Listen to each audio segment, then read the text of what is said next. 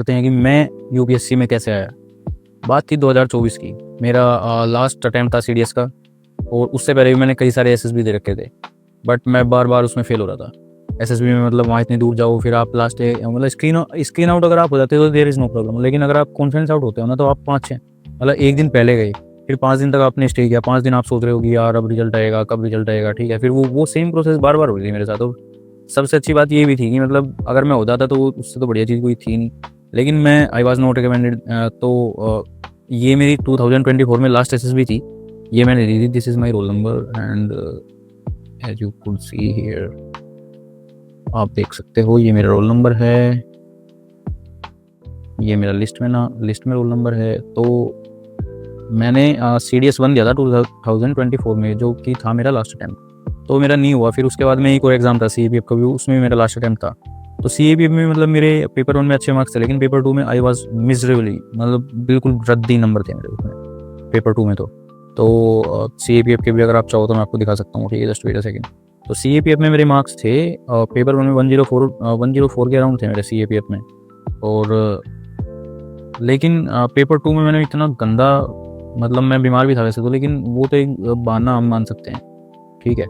तो उसमें मेरे यार पेपर 2 में बिल्कुल मार्क्स नहीं आए। तो मुझे ऐसा लगा कि यार ये अगर मेरे यहाँ से मैं CAPF के एसेज नहीं लिख पा रहा मैं, तो फिर वो यूपीएससी में तो 1200 वर्ड्स का ऐसे लिखना होता है आपको। तो ठीक है, अगर आप ध्यान से देखोगे तो इसमें मैं आपको पेपर 2 के नहीं दिखाऊंगा, मेरे ज़्यादा अच्छे मार्क्स नहीं थे, ठीक है।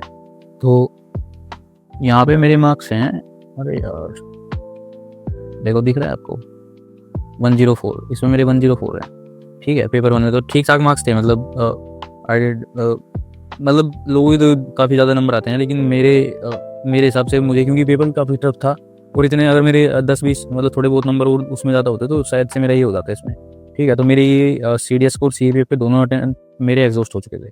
अब बात थी इनका, लाइक फिर मैं सोच रहा था कि यार यूपीपीसीएस की प्रिपरेशन कर लेते हैं। तो मेरा बहुत दिमाग खराब हुआ कि यार ऐसे तो कभी कुछ भी नहीं होगा कि मैं कभी कोई एग्ज़ाम देते हूँ, कभी मैं ये वाला एग्ज़ाम दूँ, कभी वो वाला एग्ज़ाम दूँ, तो चीज़ें ऐसे तो कभी भी नहीं होंगी। तो फिर आई डिसाइडेड इन दिसंबर की मैं फुल फ्लेज तैयारी करूँगा यूपीएससी की, क्योंकि जीएस तो हमने पढ़ ही रखा होता है। अगर आप में से कोई भी होगा जो CAPF या मतलब इन वाले एग्जाम्स के लिए पढ़ता है, तो मैं फिर दिसंबर में बैठा। उससे पहले भी मैं यूपीएससी के लिए पढ़ रहा था, बट नो, ऐसे नहीं था कि बिल्कुल फुल फ्लेज में यूपीएससी का ही कर रहा हूँ। तो दिसंबर में मैंने अपना बिल्कुल कई सारे लोगों से बात करी, अपने सीनियर्स वगैरह से, उनसे मैंने खूब कि यार मैं कैसे करूँ, मैं अपना ऑप्शनल क्या लूँ, ठीक है। तो कहाँ से मैं कोचिंग करूँ, क्योंकि मुझे पता था कि यार अगर मैं प्री क्वालिफाई भी करता हूँ 2025 का, तो मैं बहुत ही बुरी तरीके से फेल होने वाला हूँ मीन्स में। तो मैंने डिसाइड किया था कि यार एक बार तैयारी करेंगे तरीके से, एक ही बार चीज़ें होंगी, ठीक है। और वो एक बार की तैयारी बस मतलब एक ही अटैम्प्ट दूंगा और बहुत ही शिद्दत से दूंगा। तो मैंने 2024 दिसंबर में अपना स्टार्ट किया। सबसे पहले मैंने क्या क्या चीज़ें की, तो मैंने स्टार्ट किया था ऑप्शनल से। तो I took anthro as an optional. तो मैंने फाउंडेशन किया अपना करणदीप सर से, जो लेवल अप IAS में पढ़ाते हैं। तो he is the best teacher. So like you could C I made my notes. तो मैंने अपने वो नोट्स वगैरह बनाए, लेकिन करणदीप सर क्या करते हैं, वो डिक्टेट करवाते हैं बहुत ज़्यादा। तो वो आप उनको पढ़ सकते हो, बट आप उनको अगर मतलब at the end of the time अगर आपको एग्जाम में लिखना है ना, तो आप वैसे नहीं लिख पाओगे। तो मैंने फिर क्या किया था कि जैसे सपोज करो आप थ्योरीज वाले तो मैंने सर के ही लिख रहे थे, बट बाकी जैसे चैप्टर्स हैं, ठीक है, थोड़ी लास्ट में। तो बाकी जैसे अगर आप सपोज करो, जैसे दिस इज ये रिलीजन वाला चैप्टर है 5th, ठीक है। अगर मैं इसकी बात करता हूँ, तो मैंने ऐसे कर रखा था कि जो वो है उसमें से आप ये PYQ वाली बुक आती है एक, ठीक है, आपके पास जिनका एंथ्रो ऑप्शन है या कोई भी ऑप्शन है तो उनके पास ही होगी।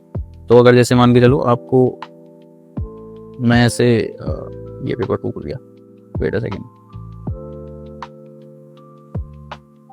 तो जैसे इसमें सपोज करो मेरे को थ्योरीज देखनी है, ठीक है, ये रिलीजन का करना है मुझे। तो मैं ऐसे करता था कि इन सारे क्वेश्चंस में जैसे जितने भी PYQs आ रखे हैं, ठीक है, उन सारे PYQs की मैंने एक थीम बना ली, ठीक है। उसके बाद में क्या होता है कि 4 से 5 चीज़ें वो ज़्यादा से ज़्यादा, क्योंकि क्वेश्चन तो ये कितने हैं, 36 क्वेश्चन है। आप एग्जाम के टाइम पे इन क्वेश्चन को थोड़ी ना देखोगे बार बार। तो मैंने क्या किया कि इनकी थीम्स निकाली और इनको 4-5-6-7 टॉपिक्स में डिवाइड करा, ठीक है। और इनको फिर इंट्रो, कंक्लूजन, बॉडी, वो सारी चीज़ें उस तरीके से मैंने अपना लिख लिया ऑप्शनल का। तो मैंने इसमें मतलब I feels and I believe that I मैंने काफ़ी मेहनत करी है इसमें, तो ठीक है। तो ये हो गया मेरा ऑप्शनल का पार्ट। और मैंने अपना ऑप्शनल दिसंबर में स्टार्ट किया था फाउंडेशन कोर्स। तो मेरा ऑप्शनल हो गया था मार्च तक, मेरा फाउंडेशन खत्म हो गया था। This is the first thing. And मैंने बहुत शिद्दत से उस टाइम पे अपना काम करा है, ठीक है। मतलब मैं सोचता हूँ कि that was the best time I was working.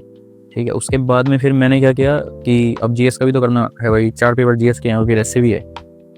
तो जीएस के लिए मैंने ऐसे सिलेबस में उठाया, सिलेबस से चीज़ें ली, ठीक है, उनको फिर करना स्टार्ट किया और मैंने एमएमपी ज्वाइन किया था, ये सारथी आईएएस जो है सारथी वाला।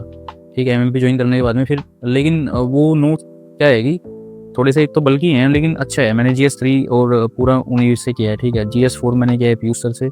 तो लाइक मैं आपको बता देता हूँ। ठीक है, तो फिर जैसे मैंने अपना GS3 कर लिया सिविन सर से, उनकी क्लासेस ले ली। तो एमएमपी जो अभी आया था ना, जो मेंस वाले बच्चों के लिए था इस बार, एमएमपी 2025, वो वाला कोर्स मैंने लिया था। तो वो काफ़ी अच्छा था क्योंकि मुझे बहुत मैंने पहले भी चीज़ें पढ़ रखी थी, तो मेरे को ऐसा था कि मेरे पास सारी चीज़ें अभी एट टाइम प्रेजेंट होनी चाहिए। तो फिर मेरे से नोट्स नहीं बनाए जा रहे थे, तो मेरे को मैंने ये वर्कशीट्स जो है फोरम IAS की, ये वाली यूज़ करी हैं। तो इसमें भाई मेरे को मज़ा आ गया। मतलब ये कि आप जैसे आपने कुछ ही पढ़ा, मैंने अपने PYQs देख के यहाँ पे, ठीक है, तो जो जो क्वेश्चंस मेरे को GS3 से थोड़ा डर लगता था तो मैंने उसके लिए काम किया। ठीक है, तो जस्ट वेट अ सेकंड। तो इसमें क्या है कि ऐसे ऐसी चीज़ें हैं, like they will give you questions, you have to write things. तो मैंने ऐसे ऐसे इन वर्कशीट्स को अपना, जैसे GS3 हो गया, GS3 मैंने ये वाली वर्कशीट्स कंप्लीट कर रखी हैं, दिख रहा है, ठीक है। और तो इसमें पूरा डेटा वगैरह ये सारी चीज़ें कर ली अपना। ये अपना GS3 हो गया भाई। ठीक है, ऑप्शन बता दिया मैंने आपको, मैंने ऑप्शन कैसे किया। जैसे पॉवर्टी का ये एक पेज है, तो ये अब मैंने इसके ऐसे नोट्स बना रखे हैं। ठीक है, ये काम किया मैंने। ठीक है, एक और ये वर्कशीट है, ये देखो,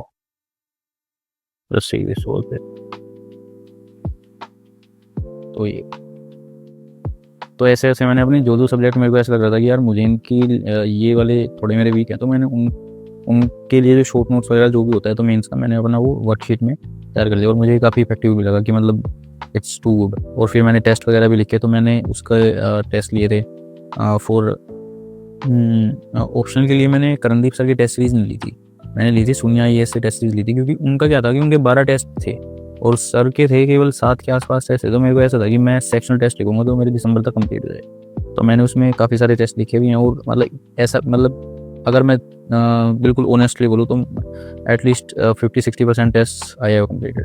ठीक है, बाकी मुझे लग रहा है कि वो नोट्स वगैरह से हो जाएगा, तो बाकी नहीं लिखे मैंने। ठीक है, तो ये काम हो गया। और एथिक्स का अगर मैं GS4 का बताऊँ, तो GS4 मैंने किया है पीयूष सर से। ये अगर आप देखोगे, पीयूष सर की एथिक्स है, तो ये पीयूष सर के नोट्स हैं। ये मैंने कुछ अपने खुद के नोट्स बना रखे हैं। ठीक है, तो ये मेंस वाले प्रोग्राम में वहाँ पे वो करवाते हैं। So all these things I did till now. ये थोड़ी सी आंसर राइटिंग भी करता था मैं, ये तो मतलब एथिक्स वाली थी, तो मुझे इसमें बहुत मज़ा आता था यार। ठीक है, जैसे अगर आपको ठीक है आंसर राइटिंग करनी है, तो आप ऐसे एथिक्स की आंसर राइटिंग करने में मुझे सबसे ज़्यादा मज़ा आया। और एक ऑप्शन की, तो आई believe that from December I decided कि मैं यार अभी पहले मीन्स की प्रिपरेशन करूँगा, उसके बाद में मैं वो सारी चीज़ें करूँगा। तो आई फील्स दैट कि मतलब मैंने जितना मैंने सोचा था उतना तो मैं नहीं कर पाया। ठीक है, मैंने सोचा तो यही था कि मैं उस टाइम तक सारी टेस्ट सीरीज लिख दूंगा, मैं इतना काम कर दूंगा, बट वो उतना हो नहीं पाया। ठीक है, और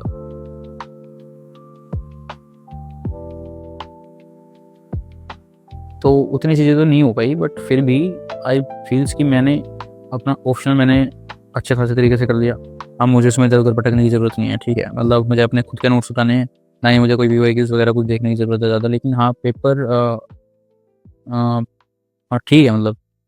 और अब हाँ, मेरा GS2 का थोड़ा पोर्शन मेरा बचा हुआ है, तो वो मैं सोच रहा हूँ कि अब जैसे प्री का पढ़ना स्टार्ट करेंगे, क्योंकि अब जो GS वाले जैसे मेन पोर्शन है, तो वो मैंने यहाँ पे इस टाइम पे ज़्यादा उन पे ज़्यादा फोकस नहीं किया था। जैसे अगर मतलब ये हो गया कि जैसे पॉलिटी हो गया, जो कोर मेंस के सब्जेक्ट हैं वो मैं अपने सारे कर चुका हूँ, तो वो मैंने अपने कर लिए हैं। ठीक है, ऐसे थिंग। अब बात करते हैं कि अब आगे क्या।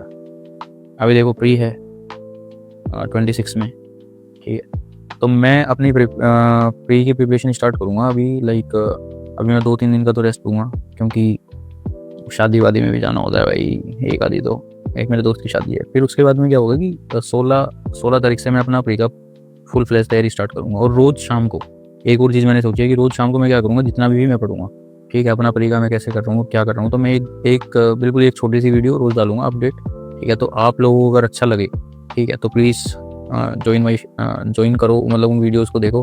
और अगर आपको ऐसा अच्छा लगे तो आप भी उनको फॉलो कर सकते हो, क्योंकि वो that will be so much helpful for you guys, वो काफ़ी हेल्पफुल होगी आप लोगों के लिए। Okay, I hope you like this video and my journey. Thank you so much.